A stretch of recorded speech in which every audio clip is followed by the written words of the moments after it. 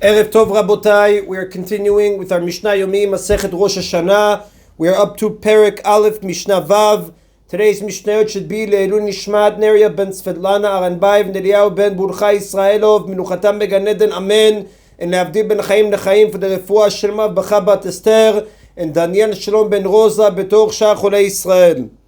This Mishnah tells of an incident in which the dispute of the previous Mishnah applied in practice. The Mishnah begins, Ma'aseh she'avru yoter me'arba'im zug ve'ikvan Rabbi Akiva belud. It once happened on the Shabbat that more than 40 pairs of witnesses passed through Lud on their way to testify about a new moon that was clearly visible, and Rabbi Akiva stopped them in Lud because their testimony was unlikely to be used.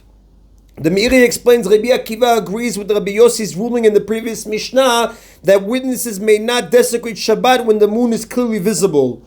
Shalach lo Rabban Gamliel. Rabban Gamliel sent him the following message: Im me'akev ata et harabim nimtzeta machshilan le'atid lavo. If you stop the public from coming to testify about the new moon now, you will make them stumble in the future. Meaning, these witnesses should be allowed to proceed, because if you prevent them on this occasion, they might not bother to come in the future, even when the moon is not clearly visible and their testimony is needed. If witnesses see that they are not taken seriously, they might not come again. Now, Rabban Gamliel agrees with the first Tana of the previous Mishnah, who permitted witnesses to desecrate the Shabbat irrespective of whether the moon is clearly visible. And the Rav does tell us, V'alacha ki Rabban Gamliel, the Halacha follows the opinion of Rabban Gamliel, and that is in a Mishnah Vav. Mishnah Zayin continues, in general, testimony that must be given by two witnesses is invalid if they are closely related to each other. For example, a father and son cannot testify together.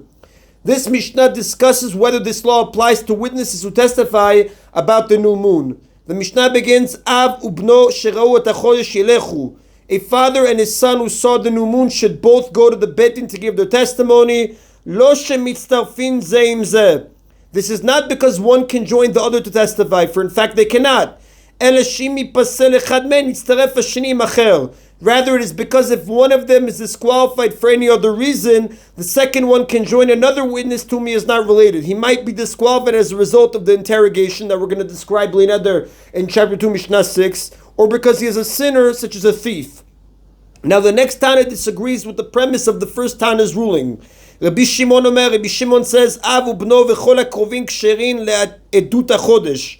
A father and son and all the other relatives usually cannot testify together, can testify together about the new moon. Rabbi Shimon derives this law from Sefer Shemot, chapter 12, Psukim 1 and 2. Hashem said to Moshe and Aaron, this renewal of the moon shall be for you the beginning of the months, etc. According to Rabbi Shimon, the brothers Moshe and Aaron are mentioned to teach that even close relatives, such as brothers, can testify together about the new moon. According to the first Tana, however, who rules that close relatives cannot testify together, Moshe and Aaron are named here for a different reason, to teach that it is the greatest sages of the generation, like Moshe and Aaron in their time, who must accept the testimony of the witnesses and sanctify the new month. And the Rav does tell us, Ven Rabbi Shimon, the Halacha does not follow the opinion of Rabbi Shimon. And the Mishnah cites a related story. Amar Rabbi Yossi said, Maaseh betuvia rofeh shera et hachodesh b'Yerushalayim hu bno va'avdo mishuchrar.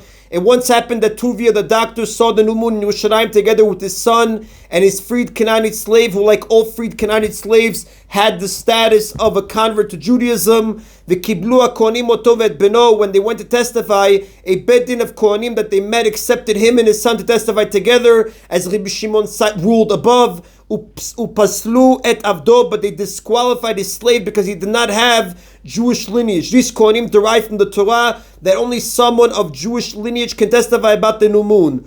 Only the great Sanhedrin is authorized to accept testimony and sanctify the new moon. Therefore, the Mishnah cannot mean that Tuvia and others came to testify before the Beit Din of Kohanim. Rather, on their way to the great Sanhedrin, they met these Kohanim and asked which of them would be accepted before the great Sanhedrin. This is the commentaries explain the story.